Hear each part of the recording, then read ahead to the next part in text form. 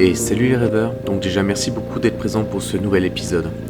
Alors c'est un épisode assez spécial, il va être relativement long parce qu'on va prendre le temps d'interviewer une personne qui a été greffée du cœur. Alors cette personne, suite à cette greffe, a mis en place tout un process pour reconstruire sa vie, et tout ça en faisant un parallèle à la moto. Donc c'est une personne assez exceptionnelle à mes yeux, qui m'a fait voyager à travers ses histoires, ses anecdotes. Donc j'espère qu'il vous donnera autant de plaisir qu'à nous, à Cyril et à moi, parce qu'à la base c'est un ami à Cyril. Comme on ne fait jamais les choses simplement, on en a profité pour faire un véritable tournage. Donc pendant toute son interview, vous pourrez voir Yasser et Cyril en train de parcourir une partie de l'Occitanie, des secteurs qu'on affectionne particulièrement. On a fait ça pour vous permettre de vous évader encore un peu plus, donc en profitant de ces images, de ces anecdotes et de son histoire. Je vous souhaite un excellent épisode et on se retrouve tout de suite après. We were made for each other.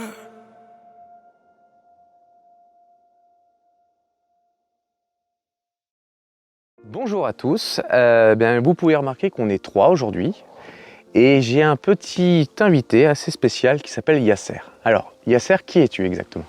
Bonjour, donc je suis Yasser Elouani, j'ai 66 ans. Je suis kinésithérapeute de sport et surtout aujourd'hui je suis greffé de cœur. Bien sûr, comme on me demande souvent d'où vient ton accent. Bon, mon accent de temps en temps, certains me disent tu es d'origine anglaise, d'autres ils me disent tu es d'origine espagnole. Chacun il a envie de me donner une origine qui lui il pense que c'est bon. Non, je viens du Moyen-Orient, je suis d'origine syrienne et un petit peu mongole. Donc c'est ce mélange-là qui me permet plus ou moins, je pense, d'avoir cette notion de grand voyageur. De voyager, oui. Hein, je dois avoir un gène caché quelque part qui me pousse tout le temps à vouloir voyager. Qui s'est réveillé après la greffe. Que mon greffe a insisté un peu plus. Ouais. Et c'est vrai, bon, comme je disais que je suis kinésithérapeute de sport, donc je suis à Montpellier depuis maintenant à peu près une quarantaine d'années, voire plus. Donc je peux me considérer que je suis montpelliérain, et malgré mon accent. Tu t'es fait greffer donc tu avais 60 ans. Voilà, tout à fait. Alors juste pour vous expliquer, d'habitude sur ce type d'interview, je suis seul, on le sait. Là, exceptionnellement, il y a Cyril, c'est pas pour rien. C'est grâce à Cyril que j'ai pu rencontrer donc Yasser. Alors on s'était croisés lors d'une sortie, une association, donc c'était les Képi Pascalounes.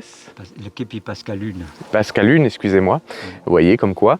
Et on avait sympathisé mais très rapidement et grâce à Cyril, on a pu remettre tout ça en place. Et il faut savoir que c'est aussi un de ses partenaires. Oui, partenaires, clients, amis maintenant, effectivement. Voilà, tout à fait. Et ça me fait plaisir de voir du coup qu'il fasse une nouvelle vie grâce à son nouveau cœur, quoi, du coup.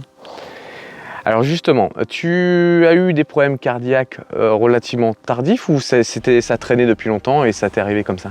C'est-à-dire moi, dès le départ, je suis quelqu'un de sportif et ce qu'il m'est arrivé donc, pendant la première période, parce que j'ai attendu quand même 3 ans pour être greffé. Avant ces 3 ans, je faisais pas mal d'activités physiques, donc le trail. Donc je connais plus ou moins un petit peu le chemin de la nature. Et c'est ça qui est resté greffé dans ma mémoire, en disant si un jour je peux recommencer à faire quelque chose, ça sera bien de pouvoir commencer à recourir. Et d'ailleurs, on a fondé une association avec d'autres personnes, donc le cardio qui m'a suivi dès le départ, pas celui qui m'a opéré bien sûr. On a fait une association qui s'appelle Un cœur, une vie. Et au bout de 16 mois, 14 mois exactement, j'ai fait le premier marathon. Avec un groupe, avec une autre association qui s'appelle l'association le Seleção de Dia. C'est l'association qui regroupe la plupart des gens, anciens sportifs ou professionnels. D'accord. Et surtout des handballeurs, il y a quelques rugbyman, tout ça. Donc avec eux, on a concrétisé ce projet de faire le marathon. On a fait le Médoc.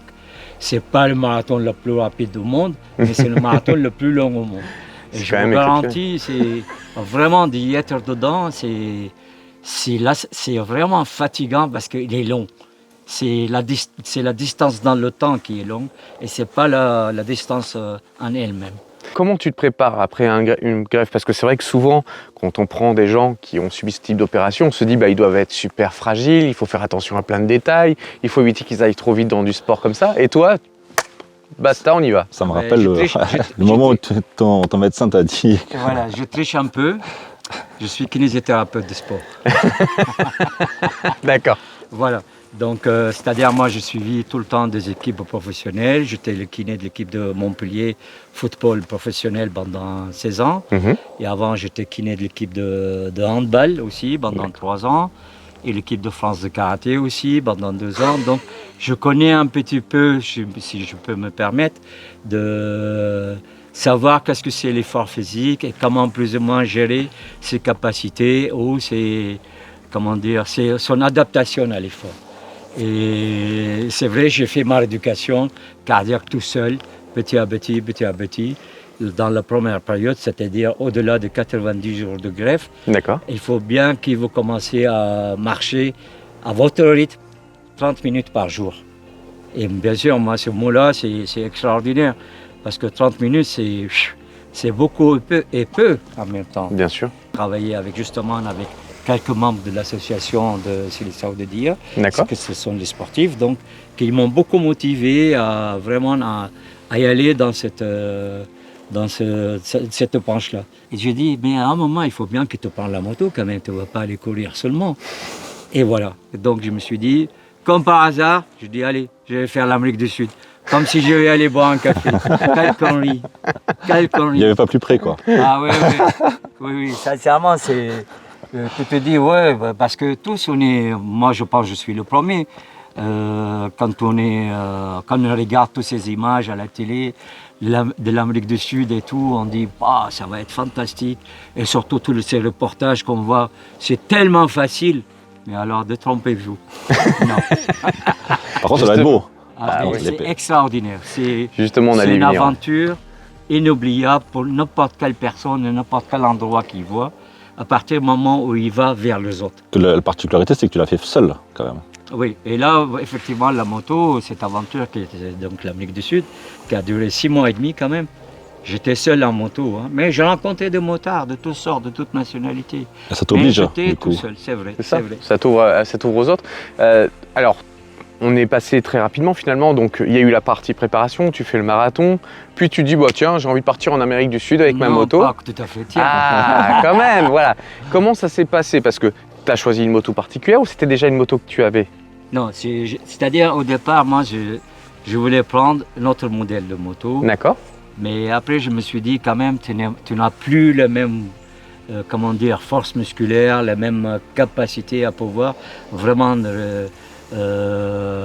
piloter cette moto. Parce que avant tout, c'est une question de pilotage. Il faut pas penser que vous allez mettre le contact et ça roule. Vous n'êtes pas sur toutes les autoroutes. Il y en a. Vous pouvez y être. Et j'y étais. Mais il n'y a pas que ça. Donc, avant d'arriver à cette étape-là, vous commencez à dire, est-ce que je suis dans la capacité de faire un voyage comme ça?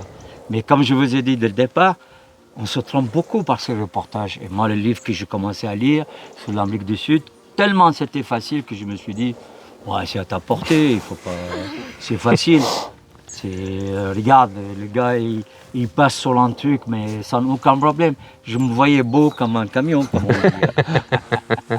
Alors j'ai une question qui peut paraître bête, mais quand tu pars dans ce type de pays, pardon, j'ai fait me casser la gueule, quand tu pars dans ce type d'endroit, tu te prépares un minimum, tu prévois un peu ton voyage. Comment tu te prépares à ça? Parce qu'à part lire des livres, j'entends. Ouais. Par exemple, tu as des traitements tous les jours pour ton cœur. J'ai un traitement à prendre 2 fois par jour. Ouais. Donc avant tout, il faut avoir l'autorisation médicale dans mon cas. D'accord. Donc j'ai fait tous les tests qui peuvent plus ou moins rassurer surtout mes thérapeutes, les cardio, moi-même bien sûr en conséquence, et ma famille et surtout aussi. Donc j'avais fait tout ce qu'il faut, y compris le test d'hypoxie, c'est-à-dire quand tu montes en hauteur, pour savoir si tu ne veux pas avoir un œdème de... Bah oui, parce que tu es allé faire le Pérou. Voilà, tout à fait. Pas que le Pérou, il y a en Équateur, vous avez des montagnes, déjà en moto, et surtout quand vous faites un test comme ça, donc j'étais apte à pouvoir monter jusqu'à 4000 km 1000 mètres, ça fait beaucoup, 4000 compliqué. mètres, 4000 km en montant, ça n'existe pas, n'est-ce pas? Et donc 4000 mètres, sans aucun souci. Je peux monter vraiment facilement, mais bien sûr, toujours pareil, avec une étape de 3 heures, tout ça. Mais en moto, c'est impossible de s'arrêter et monter à 3 heures, s'arrêter, comment ça s'appelle, un Faire des paliers, oui, tout à fait. monter, non. Donc, vous commencez à vous préparer à cet effort physique, à cette intensité de l'effort. Parce que ce n'est pas seulement une question d'une semaine ou de 15 jours, c'est une question à long terme. Et là aussi, on en parlera peut-être un peu plus tard. Il y a un moment où vous êtes obligé de réviser ou regarder qu'est-ce que vous êtes en train de faire et qu'est-ce que c'est qui vous permet d'y aller encore ou pas du tout. Donc j'avais avec moi des appareils de test qui vont bien sûr pour le cœur, pour le taux d'oxygène, pour le taux de glycémie dans le sang, parce que tout ça, si vous voulez, l'altitude, ça joue pas mal là-dessus. Bien sûr. Et donc j'étais plus ou moins un cobaye pour moi-même. D'où peut-être, entre parenthèses, je reviens à la notion de l'association Un cœur, une vie. C'est justement, c'est le but de cette association de montrer à des gens qui sont dans tout ce qui est greffé, toute personne qui a une greffe quelconque, c'est de se dire, tiens, est-ce que je suis capable de faire? Oui, à partir du moment où tu respectes un protocole d'adaptation. Et les exercices qu'on mettait dans l'association pour éclairer un petit peu le chemin à suivre par rapport à un effort physique, ça peut aider. Mais pour l'instant, c'est sûr, il y a eu le Covid, mais ça a coupé tout élan. Alors, pour revenir un petit peu, donc là, tu as parlé surtout de la partie préparation physique. Moi, j'entends maintenant préparation moto. Oui. Quand tu pars sur ce type de séjour, tu peux choisir soit de prendre un vieux tromblon, parce que tu sais que de toute façon, toutes les pièces, tu les trouveras facilement et pas chères, ou tu peux décider de prendre une moto quand même assez luxueuse pour partir dans ce type de pays, soyons clairs. Alors, je vais être clair. Au départ, je voulais prendre une BM, parce que je me suis dit, dans un pays comme ça, des BM, ça doit être difficile à trouver tout. Donc, je vais prendre une moto où tout le monde connaît, Honda. Et c'est pour ça mon choix, il était allé vers Honda. D'accord, très bien. C'est un très bon choix d'ailleurs. Oui, largement. Je suis hyper content de mon Africa Twin. Hein. C'est une mobilette pour moi. Tu la connais bien. Oui. T'as fait combien de bornes avec au final maintenant? Il y en avait 2 motos. J'en ai eu 2. La première que j'ai fait l'Amérique du Sud avec, j'avais fait 37 000 km. D'accord. En 6 mois et demi. Et la deuxième, celle-ci, j'avais fait donc le Cap Nord, en passant par l'Europe de l'Est et la Russie, j'avais fait 17 600 km. Oui. Mais sauf que tu l'as fait sur tout type de route. C'est un mélange vraiment de toutes les routes. Alors, la préparation pour la moto, donc j'ai pris la première moto et je dis, qu'est-ce que tu vas faire? On est dans une région extraordinaire, il y a des chemins de vigne partout. Justement. Je ne suis pas, comment ça s'appelle, en off-road, ni in-road, ni out-road, je suis rien de tout. J'ai pris cette moto et j'ai commencé à rouler entre les chemins. Je me suis cassé la gueule plusieurs fois. Tout seul, tu partais? Tu partais tout seul? Tout seul, tout le temps, oui, mais il n'y a personne qui veut partir. Tu as beaucoup de gens qui aiment bien partir avec toi, mais le moment fatidique, il y aura toujours quelque chose qui le retient, mais tu ne sais pas qu'est-ce que c'est. Mais c'est sûr, c'est difficile moi je pense pour les gens, c'est difficile de voir et pouvoir. Et là, ce sont vraiment 2 capacités différentes. Comme je disais dès le départ, quand tu vois ça à la télé, tu te dis, je peux le faire. Oui, ouais. Mais quand tu vas décider pour le faire, est-ce que tu peux le faire? Ça, c'est autre chose. Alors, pardonne-moi, je t'ai coupé, mais au niveau de ta préparation, donc tu avais pris ta première Africa Twin, tu l'as préparée comment? Je l'ai pris brut. Brut, d'accord. Et tu es parti sur ton premier voyage, tu es parti comme ça alors? Voilà, j'ai rajouté les protections grâce à mon ami. D'accord. Un peu de bagagerie aussi. C'est comme ça que vous vous êtes rencontrés alors au final? C'est ça, effectivement, avec un petit peu de bagagerie.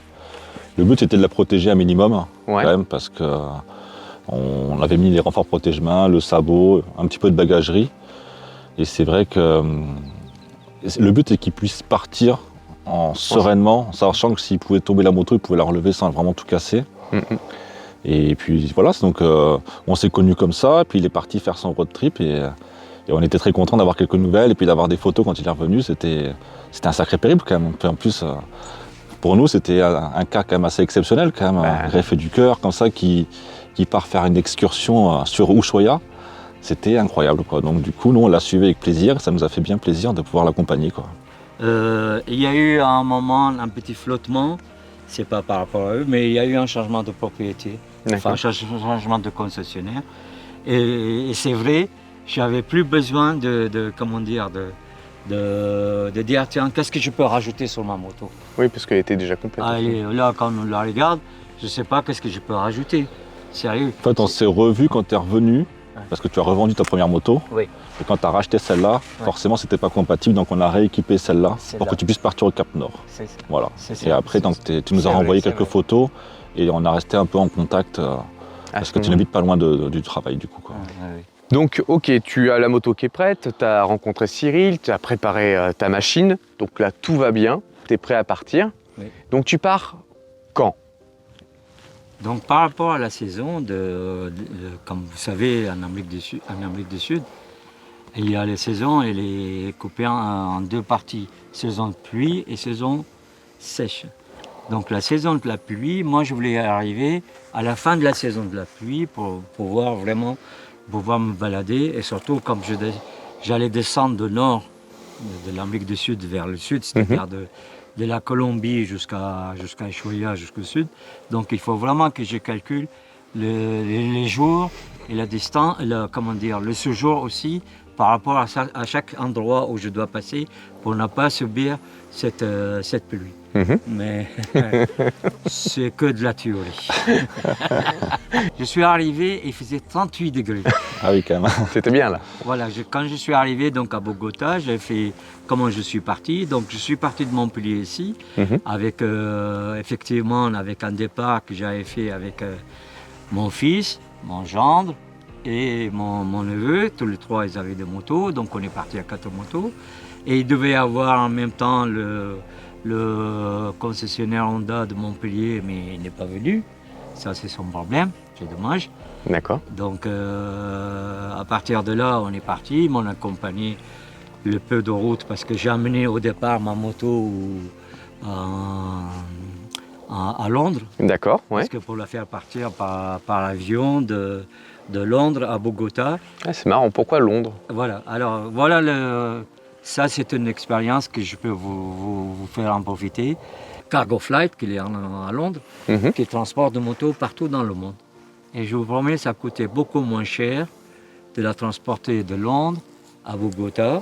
Vous avez quelqu'un là-bas qui réceptionne la moto, qui la sort de douane, qui vous donne la moto. Voilà, vous n'avez aucun problème. Ça coûtera largement moins cher de louer, de partager, toutes ces histoires. C'est pour ça donc je suis allé à Londres. C'est vrai pour moi, ça me fait 1300 km de plus pour monter jusqu'à Londres, mais c'était de la route. Oui, et en plus c'était toujours le plaisir de rouler avec elle dans tous les cas. De rouler avec ta moto dans tous les cas. Oui. Ça permettait de la rôder, quoi. Bah voilà, elle était prête pour les 37 000 km. Voilà. Surtout, ça fait partie, avant tout, je me dis, si j'arrive à rouler comme ça d'un seul coup cette distance-là, c'est-à-dire que je peux être capable de rouler autrement. C'était un sort de test. Bien sûr. Voilà, donc c'est bien passé et je suis allé effectivement à Bogota. Donc là, ça y est, tu as déposé la moto dans le transporteur, tu prends l'avion, Oui. tu arrives sur place, ton voyage commence. Donc 38 degrés, humidité, t'es pas loin des 60% là-bas, 70? Non, mais là, à Bogota, il n'y a pas beaucoup d'humidité. C'est Non. quand vous allez vers la mer caribéenne Que ça commence à être un peu plus. Donc avec l'équipement que j'ai, c'est-à-dire le blouson, les airbags, les gants, le casque et le gant, tout ce que vous voulez, en un mois, j'ai perdu 7 kilos. Voilà. Et malgré que j'ai bu peut-être facilement entre 4 et 5 litres par jour d'eau. Ah, mais ça m'étonne pas. Voilà. Ah oui. Ça m'étonne pas. Donc, et on est surpris par l'ordre du climat. Enfin, pour moi, pourtant, comme on dit, je suis né en Méditerranée, mais je suis né à la montagne. Oui, donc il faisait relativement frais. Voilà, c'est embêtant. Alors, la question, parce qu'on ne peut pas se permettre, sur ce reportage, de vous proposer la totalité des pays qu'il a traversés. J'aimerais bien que tu nous parles de celui qui t'a le plus marqué. Alors, ce n'est pas une anecdote, c'est dans le sens pays, esthétique du pays et peut-être la population. Et après, on parlera d'anecdotes que tu as vécues sur la route. Bon. Pour toi, ce serait lequel sur ce voyage-là? C'est la Colombie. Donc finalement, le premier par lequel tu es passé? Eh bien, parce que il y a tout. Il ne faut pas oublier qu'en voyant la Colombie sur la carte, on dit c'est petit, mais il fait 2,5 fois la France. Ouais, c'est vrai, ça c'est impressionnant à chaque fois. Et vous avez tout. Les vallées, vous avez les canyons, le côté mer, la partie rivière, lac. La partie rivière. D'ailleurs, vous traversez des rivières avec la moto, ça arrive. Et en autre partie, vous avez de la verdure partout. Et surtout, il y a une chose que on nous raconte toujours des conneries sur la télé tout le temps. Sur les gens qui sont tous... on leur donne une image, les pauvres, mais ils sont des gens hyper sympas. Et fantastiques. Je vais raconter une anecdote aussi facile, rien de tout. J'ai mon GPS, là, le TomTom, on n'a pas... Citer la marque. Donc je m'arrête dans un village perdu. Et il y a, on va appeler ça un café. Allez, un endroit pour prendre un café. Je descends, on va en Colombie, on boit du café. Donc je m'arrête, j'étais tellement chaud, tout ça, je m'arrête, j'enlève mes affaires. Et je prends mon café, je m'installe pendant un moment. Et quand je reviens sur la moto, je ne trouve pas parce que je l'ai décroché, je ne trouve pas mon TomTom. Je dis, ah merde, je l'ai fait tomber. Et même pas le temps que j'ai fait ça, il y avait un petit garçon avec un monsieur. Il m'a dit, t'as pas fait tomber quelque chose, t'as pas perdu quelque chose? Je le regardais, au départ je ne comprenais pas parce que malgré que je parle un peu en espagnol, mais l'espagnol quand même c'est un peu difficile pour quelqu'un comme moi. Donc après j'ai compris, je dis si, j'ai perdu. Il m'a dit, c'est ça que tu as perdu? Il t'a ramené le TomTom. Il m'a donné le TomTom. C'est-à-dire, je commence mon voyage, admettons, j'avais fait 15 jours, voire 3 semaines déjà. Je commence mon voyage et la personne, elle vient, c'est un Colombien. Hein. Je vous le dis, parce que c'est un Colombien, c'est pas qu'on le traite de tout le nom pas possible. Voilà, donc il m'emmène ça, bien sûr, je le remercie. Après, j'ai fait ce qu'il fallait faire, mais c'est surprenant. C'est surprenant qu'ils ne sont pas là pour te voler comme ils le disent. Pour en profiter de votre présence. Non, c'est au contraire. Chaque fois qu'on s'arrête, pourquoi je dis la Colombie, n'importe quel endroit que tu arrêtes, il y a toujours quelqu'un qui vient, qui te demande, tu as besoin d'aide. Donc il te dit, tu as besoin d'aide? Oui, je cherche un endroit pour dormir. Il te dit, mais tu vois, ta caille est là, et le deuxième rue, eh bien, il y a une dame, tu lui demandes et elle va te faire dormir. J'ai deux impératifs, bien sûr, dans mes voyages. D'abord, il faut assurer mes médicaments, parce que j'ai pris un traitement, je suis donc sur un traitement antidépresseur par rapport à ma greffe, et donc il faut que je prenne mes médicaments régulièrement, 2 fois par jour, il ne faut pas que je les perde. Donc ça et j'avais pour 6 mois, donc c'était, si je perds ça, c'est-à-dire dans les 3 jours, 4 jours qui suivent, il faut que je rentre ou y aller dans un hôpital où le je plus peux proche. Vraiment prendre ce traitement-là. Et la deuxième, bien sûr, la moto. Mais je me suis dit, bon, s'ils volent la moto, c'est pas grave, à la rigueur, c'est la vie. Mais les médicaments, non. C'est la vie aussi, voilà. c'est le cas de le dire. Ouais, mais c'est ma vie. Donc la Colombie, tu nous avais dit qu'en effet c'était un pays qui t'avait marqué. Moi je me souviens d'une anecdote que tu m'avais donnée lorsqu'on avait fait cette fameuse balade. Oui. Alors tu vas pouvoir me redonner un peu les détails, mais en gros tu as un endroit en Colombie qui est réputé pour la durée de vie. Oui. Réellement, c'est-à-dire qu'en gros vous allez là-bas, vous avez un temps accordé à la vie d'une personne. Tu te souviens de ça? Ça te parle pas? Ah, j'ai oublié. Donc en gros, c'est qu'en Colombie, il y a un endroit où il y a pas mal de passages de drogue, hein, Oui. pour être clair. C'est les 3 jours. Ah oui, ça y est, ça me revient. Voilà. Oui, ça me revient. C'était, bon, comme... c'est vrai, la Colombie, elle n'est pas tout rose, tout jolie. Il y a une zone, même les Colombiens, les montards colombiens, ils te disent, nous, on n'y va pas là-bas, donc toi, étranger, tu ne vas pas aller là-bas parce que c'est une zone contrôlée par les FARC, contrôlée par le trafiquant de drogue. Ta durée de vie, c'est 3 jours. Voilà. C'est ça, effectivement. Oui, j'ai oublié ça. Oui, c'est vrai. Le premier jour, ils te regardent, le deuxième jour, ils te suivent, le troisième jour, soit ils te prennent la moto, soit ils te prennent la moto, ils te tuent, ça dépend. Voilà, c'était le seul truc où on m'avait expliqué. Donc, j'ai jamais essayé cet endroit-là. C'était la zone de FARC, donc, qui est entre aujourd'hui le Venezuela, et le haut du Brésil et le bas de comment ça s'appelle, la Colombie et un petit peu le Pérou. Après, effectivement, tu avais l'entretien sur la moto. Tu m'avais raconté une petite anecdote sur le petit truelle où il a fallu démonter les valises. Je ne sais pas si tu te rappelles de cette petite anecdote-là, où tu arrives dans un gare. Oui, à côté d'Ushuaia, du coup, tu arrivais. Ah oui. Oui, mais ça, c'était un peu une chute. On parlera des chutes juste après. Ah oui, ça, c'est plus une chute. D'ailleurs, aujourd'hui, il nous en a fait une jolie. Ah oui. Je pense on vous montre la photo, là, au passage. Vous voyez, malgré qu'on peut être aguerri, tout ce que vous voulez, mais... Il voulait absolument tester les produits Prévicaire. Il a montré que ça fonctionnait. Il n'y a pas de souci. Les 2 pneus en l'air. C'est toujours pareil, quand on a la tête en l'air, on ne va pas son chemin. Et bien sûr, on dévie un petit peu, c'est-à-dire vous vous trouvez dans le gravier, c'est fatal. Alors, parmi les anecdotes, on reviendra sur la partie chute, justement, ou peur que tu as pu avoir dans ces voyages, parce que malgré tout, c'est une chose aussi qu'on a tous entendu. Quand on part dans ces pays-là, on vit pas un stress pour certaines choses, mais ça peut être le stress de la route, tu le disais si bien, les camions notamment, qui n'ont rien à cirer. Mais tu as aussi tout le stress des populations qui peuvent être agressives, ou peut-être les animaux, dans certains secteurs. T'en trouves? Voilà, serpents, araignées, non, mais notamment. ça, c'est rien. T'es tombé sur quoi alors? Fais-nous rêver. Pas rêver, non. Allez, on va y aller pour les animaux. Ah, j'oubliais toujours le nom.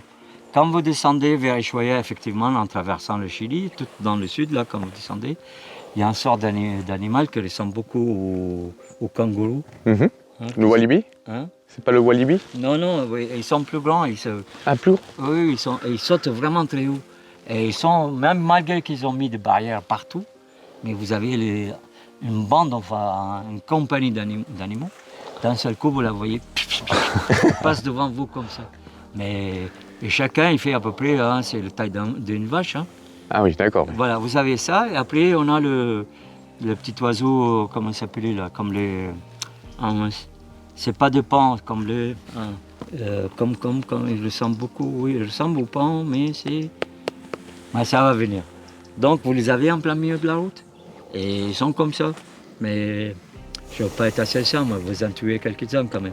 Ah, quand même. Malgré vous. Ça se mange ou pas? Oui. Bon ben voilà, c'est pas tué pour rien.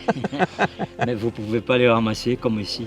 Ouais. Et surtout, il ne faut pas s'arrêter pour le ramasser, parce que c'est là où vous risquez de créer un accident. Ouais. Parce que vous voyez effectivement la plupart des cadavres de ces animaux, quels qu'ils soient, ils sont sur le bord de la route, mais personne ne s'arrête. Parce que là, s'arrêter, ça veut dire c'est un trop de danger risques. pour toi comme pour les autres. Comme pour les autres. Alors justement, donc ça c'était un peu l'anecdote par rapport aux animaux, parce que finalement on a toujours tendance, il y a souvent, on pense toujours aux animaux agressifs, tels que des prédateurs ou des serpents, des araignées, mais finalement c'est des oiseaux et des pseudo-kangourous qui t'ont fait plus poser de problèmes. Ou par exemple, comme je reviens en Colombie, ou des caméléons. Le caméléon? Oui, en plein milieu de la route. Il y avait un couple de caméléons et il se trouvait qu'ils avaient envie de s'accoupler ici. Mais en plein milieu, et la route elle fait 3 mètres de large et vous arrivez en moto, waouh, vous voyez un truc monter comme ça. Le femelle il était de toutes les couleurs, et le mâle il était blanc. Tout blanc. Et heureusement d'ailleurs, c'est comme ça que je les ai vus. Sinon ils étaient fendus dans la nature, je ne les voyais pas. Donc, je ne les ai pas écrasés. Tu as réussi à les éviter sur ce coup-là? Oui, là. Ils étaient assez grands, assez volumineux que j'ai pu... Que tu as pu les éviter. Et ouais, j'ai pu les éviter. Donc là, tu as parlé des Colombiens qui étaient très agréables et très sociables. Est-ce qu'il y a une population où tu te dis c'est extraordinaire, la gentillesse, ou un plat typique qui t'ont servi, ou quelque chose qui t'a marqué parmi ton voyage? Les Argentins. Les Argentins? Ouais, faut pas... Là, vraiment, là, si vous voulez rencontrer des gens qui sont très, très accueillants, enfin, c'est des Latins. C'est des Latins. Et avec le asado, alors là, l'ouverture, justement, j'ai eu de la chance de rencontrer des Argentins, que j'ai fait avec eux une partie du centre de Chili. Et on était allé dans des lacs où il y avait... D'ailleurs, c'est comme ça, on visite des endroits où, si vous, tout seul, vous ne le faites pas, mais quand vous rencontrez quelqu'un qui connaît les endroits, viens avec nous. Il faut avoir confiance en soi, il faut avoir confiance en ces personnes. Et si tu es tout seul, tu te dis, Et quand même, ça fait... Nous, dans nos têtes d'Européens, on a toujours peur des autres. Mais il n'y a pas de raison. C'est bien dit, c'est Il n'y a joliment pas de dit. raison. Et je pense que c'est ça qui est intéressant. C'est dommage de voyager seul, mais peut-être si on était deux, je n'aurais pas cette expérience-là. Ils ne sont pas encore cette crainte ou la peur d'être mal jugés. Eux, s'en foutent, c'est du latin. Voilà. Ça te plaît, c'est bien, ça te plaît pas, c'est ton problème. J'adore, j'adore. Donc, tu nous as fait déjà pas mal voyager, mais tu pourrais nous parler un peu de ta plus grosse peur? J'étais en Équateur, et il y a une route qui descend, pareil. La route elle fait pareil, hein, c'est pas des autoroutes hein, que je prenais. Donc une route qui est dans l'arrière-pays, qui va vers Oaxaca, je ne sais pas si des gens le connaissent un petit peu, ou comme ça, à l'intérieur. Pas Oaxaca de Mexique, hein. Il y a un Oaxaca aussi En Équateur. en Équateur. Donc la route, après tourner, tout ça, et à un moment, vous voyez un gros camion. Le camion qu'on voit à la télé, là, les 52 tonnes. Hein. Et l'autre qui montait devant vous, et l'autre qui descendait. Donc, j'ai dépassé le premier et je suis là. Et le deuxième qui descend, il voit d'un seul coup qu'il y avait un petit toc-toc là sur sa droite. Ah, donc il se porte à gauche. Donc il vient carrément en face de vous. Mais vraiment carrément. Et c'est que vous cherchez l'endroit où vous pouvez éviter ou sortir un petit peu de la route. Je me mets en contrebas un petit peu, mais je sens que mon pied, c'est des sables, parce que la zone était vraiment une zone désertique. C'est des sables. Je pose mon pied, je vois mon pied déraper, le camion il passe et il me pousse. Et je ne sais pas quel est le poids que j'ai mis dans ma jambe pour pouvoir remonter, mais je me voyais en bas. Et c'est une peur. Après, vous arrêtez un peu plus loin et vous mettez à pisser comme jamais, vous mettez à boire comme jamais. Vous dites qu'est-ce que j'ai fait, je suis le grand con, qu'est-ce que voilà. Vous partez dans un truc en disant mais c'est pas possible, ça, le danger il vient pas que de toi. Il faut faire attention et tout ça. Ça c'est une peur où à un moment vous dites on ne maîtrise rien. Alors pour éviter de rester sur cette note négative, Oui. on va parler maintenant du paysage ou d'un lieu qui t'a marqué par sa beauté, ou peut-être parce que tu t'attendais pas du tout à ça. Oui, ça c'est en Équateur, effectivement, je partais, donc j'arrive dans un village pareil, il y avait la fête des villages. D'ailleurs peut-être, je ne sais pas si je vais retrouver la vidéo de la fête et tout ça, de ces villages-là. Et un peu plus loin, il y a un trou, c'est un volcan, mais vraiment pour descendre, déjà pour arriver au niveau de l'eau qui est en bas, ça descend comme ça. Bien sûr, on ne le fait pas en moto. Hein. Moi, je ne peux pas le faire en moto, donc peut-être il y en a qui le feront. Mais donc, ça descend vraiment comme ça. Même à pied, c'est très difficile. D'ailleurs, la variation d'altitude, parce que c'est à peu près à 4200 mètres, 300 mètres. Et quand vous descendez à peu près de dénivelé, il y a 1000 mètres moins. Quoi. Et ça descend comme ça. Et d'ailleurs, quand on descend encore, c'est rien, pour arriver au niveau de l'eau, parce qu'il y a de la plage et tout. Mais pour monter, c'est vraiment là vous sentez, vous dites, ah là j'ai fait un sacré connerie, pourquoi je suis descendu. C'est vrai. Avec les habits de moto, Ouais. Ça c'est une contrainte par contre. C'est-à-dire à chaque fois, on est équipé comme le cosmonaute, hein, il faut d'ailleurs. Oui, il faut se protéger. Il faut, hein, parce que il faut pas, c'est pas en promenade comme gens d'aujourd'hui. Hein. Non, il faut s'équiper, il faut pas jouer avec sa vie. Et encore moins dans ma situation, parce que je suis recevable à la personne qui a pensé à un moment comme quoi qu'elle peut aider quelqu'un à continuer sa vie. Et par respect à cette personne-là, il ne faut pas que je prenne de risques très, de par jour. Oui, voilà. Il faut, des risques, qui c'est le risque de tous les jours, plus ou moins, d'un voyage. Mais je ne cherchais pas à dire, tiens, il y a un truc là-bas, je suis costaud, je vais monter. Que dalle, non. On n'est pas seul, on est deux, je suis deux. C'est pour ça que je dis toujours, moi et mon jumeau. C'est joli ça. Voilà, on est deux et chaque fois, je lui parle beaucoup. Pour vous dire, c'est vraiment pour finir comme ça, je lui parle beaucoup. S'il est content, s'il se régale avec moi, s'il a fait le bon choix. Pardon. Parce que vous êtes qu'avec lui. Voilà, je suis qu'avec cette personne-là, je suis qu'avec elle. Donc, je discute tout le temps avec elle et on partage. Et ça a accentué cette notion chez moi d'aller vers les autres et partager. C'est vrai. C'est fantastique ce que tu dis. Ben, ça fait écho à beaucoup de choses. C'est vrai qu'on ne réalise pas vraiment quand on pense aux gens qui sont greffés. On pense simplement que c'est un élément qu'on vient d'ajouter et qui va te permettre de repartir. Mais tu vois, le côté jumeau, lui parler, c'est la première fois que j'entends ça et je trouve ça assez extraordinaire. Tu disais quelque chose, Cyril, tout à l'heure, une autre anecdote, enfin un autre ou une autre. Oui, tu m'en avais parlé vite fait par rapport à une chute que tu avais faite.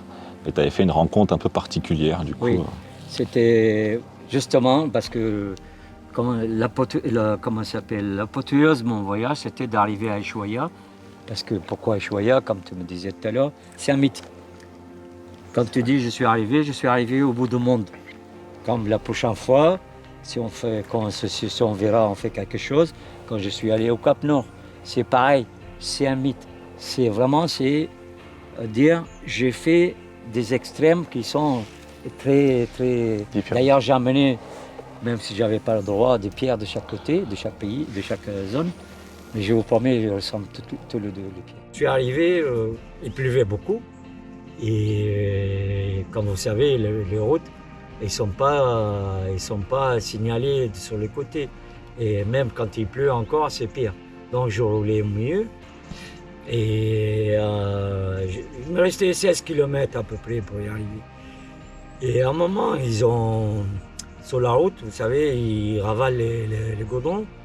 Bien sûr, dans la nuit, on ne les voit pas. Et j'ai pris effectivement une hauteur assez importante qui m'a fait tomber complètement. Et j'ai pu pivoter vraiment de 180 degrés, comme je disais, que c'est grâce, une fois de plus, à ces mallettes qui sont extraordinaires, qui sont servies de pivot et qui m'a sauvé pas mal. Donc je sors de là et pour arrêter une voiture qui, dans la nuit, avec la pluie, est tombée par terre, c'était pas possible. J'ai eu de la chance avec les phares qui donnaient vers le haut, qu'il y avait des personnes qui sont arrêtées, parce qu'il faut attendre un petit moment quand même, c'est pas une route où tout le monde y va. Et donc, dont un qui parlait bien anglais, qui m'ont aidé à se lever la moto. Et la surprise générale, c'est quoi? C'est que les phares, ils partaient de travers, le guidon, il partait sur la droite.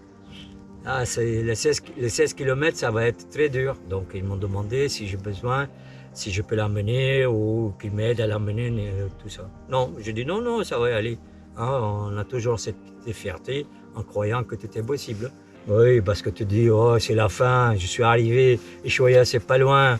Tu vois, avec tout ce que tu viens de traverser, tu te dis, c'est pas ça qui va t'arrêter. Allez, le derrière saut. Hein, c'est toujours comme ça, les sportifs, on se plaise toujours sur le derrière répétition. J'ai arrivé, comme pour ceux qui connaissent un peu Ushuaïa, il y a deux niveaux à Ushuaïa. Il y a le niveau bas et le niveau haut. Ushuaïa, effectivement, c'est des collines. Hein. Et donc le bas où il y a le port, et en haut où il y a quelques bâtiments, quelques habitations. Je m'arrête au premier magasin, je le demandais, enfin de l'alimentation. Je demandais s'il connaissait l'adresse. Non, il m'a dit non, la dame, il m'a dit non, elle ne savait pas, excusez-moi. Je baragouinais encore en espagnol, non. Donc, je vais vers ma moto, je dis, oh là là, il fait nuit, tout ça, comment je vais arriver? Je vais galérer maintenant avec tout ce que j'ai là. Il y a un monsieur qui m'a attendu dans le magasin, donc il m'a dit, tu vas aller où? Je dis, je vais aller à cette adresse-là.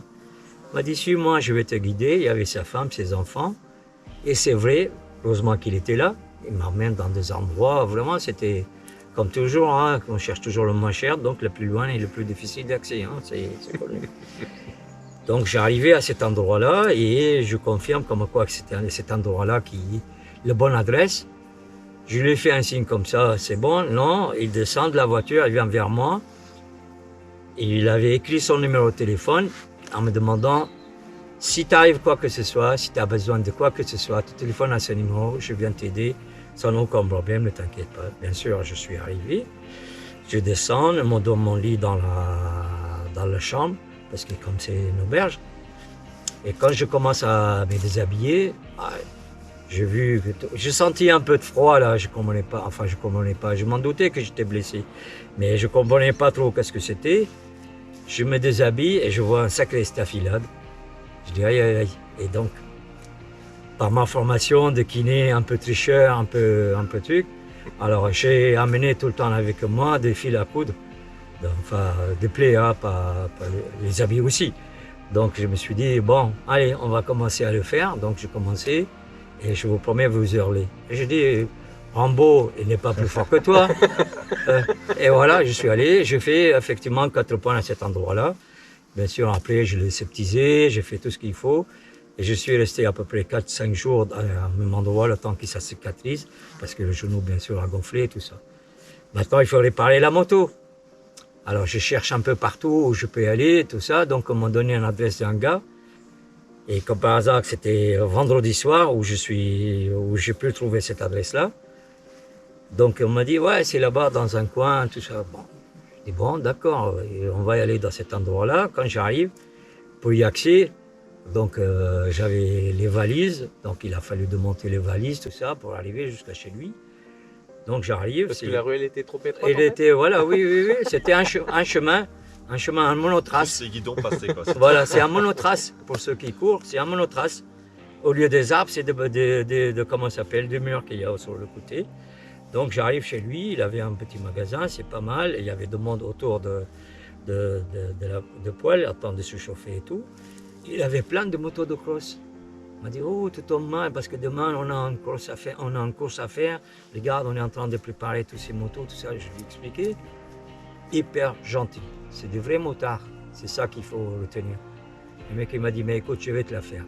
Et effectivement, il m'a redressé la direction. Il m'a refixé le phare. Il m'a tout refait. Mais alors, redémonter la protection, tout remettre. Si je vous dis combien il a pris, vous allez rigoler. Il a pris à peu près autour de 45 €. Et pour un travail, si on le fait ici en Europe, hein, je ne dis pas en France, si on le fait en Europe, Un vendredi soir en plus, quoi. Voilà, un vendredi soir, et le gars, il se préparait pour une course le lendemain.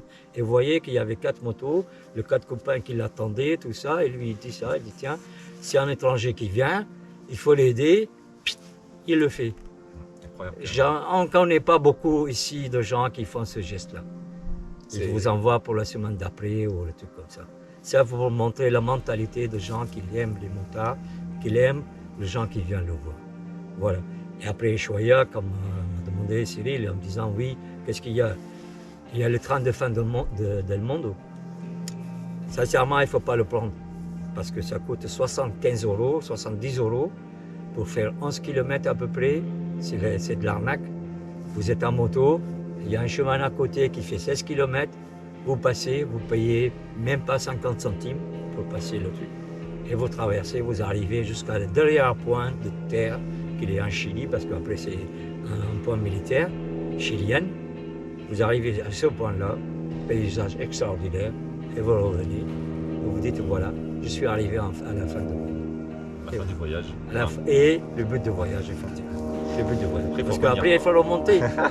Il faut remonter parce que maintenant, au départ, ce n'est pas 5000 km pour descendre. C'était effectivement autour de 16 000 km pour descendre. Donc, dans votre tête, vous dites, jusqu'à arriver jusqu'à Bogota, il te faut 11 000 km, tu te pars directement. Direct, sans faire des petits chemins ou de l'encore. Mais j'en ai fait la suite de 37 000 km. Et voilà. Sacré voyage quand même. Oui, ça c'est vraiment, pour moi l'Amérique du Sud. Si vous voulez partir, il faut partir pour voir minimum 3 mois et choisir les endroits où vous allez passer vite et les endroits où vous allez rester. Il y a des endroits en Argentine où c'est très dur. Il y a beaucoup de gens qui partent de la route 66, mais les vrais motards, ils font le 40. Et quand vous faites la route à 40, vous avez le respect de beaucoup de monde. Parce que sincèrement, la route à 40, le 66, c'est l'autoroute à côté de chemins départementaux d'ici. Et forestiers, je m'attends. Et c'est grâce à des reportages comme celle-ci qui permettent aux autres de pouvoir communiquer. C'est vrai, la communication qu'il est aujourd'hui beaucoup développée, si on ne met pas un peu de poivre comme maintenant, mais il n'aura pas de goût. Il n'aura pas de goût. Donc, C'est très joli. Rajoutez autant que vous pouvez de pigments dans vos Dans vos recettes. dans vos recettes, même si vous croyez que c'est très plat. Rien n'est plat en tout. Bon, on clôture en fait cette première vidéo avec donc Yasser et Cyril sur ce voyage donc d'Amérique du Sud. Comme il le disait à l'instant, on espère sincèrement que ce petit périple avec nous vous aura plu. L'idée c'est de savoir si ça vous a vraiment plu, il faut vraiment commenter à mort. Parce que le principe c'est de pouvoir réaliser une future vidéo, justement comme il le disait à l'instant, où on parlera de son voyage au Cap Nord. Donc il y a eu pas mal aussi de choses intéressantes à découvrir. Et ce serait vraiment dommage que vous n'en profitiez pas. Alors déjà, merci beaucoup encore à toi, Yasser. Merci à toi. Parce que déjà, tu nous fais rêver. Ça, c'est la première chose. Hein, et j'espère franchement que vous serez nombreux à avoir le même avis. Mais surtout, bah, tu nous permets en fait de nous dire qu'on est capable de faire des choses malgré un handicap. Parce que c'est quand même considéré comme un handicap. C'est un handicap. Mais ce que j'ai beaucoup aimé, je le redis encore, c'est cette façon de dire, en fait, tu n'étais jamais seul, vous étiez toujours deux. Ouais. Et ça, beau, ça, franchement... Moi, je clôture ça là-dessus, c'est magnifique. Donc, je vous dis à très vite. Merci encore à tous les deux. Merci à toi. C'est à vous de jouer. Je veux voir Yasser pour le Cap Nord, hein. Il vous déconnez pas. Ciao. À bientôt. Au revoir et passez une bonne continuation.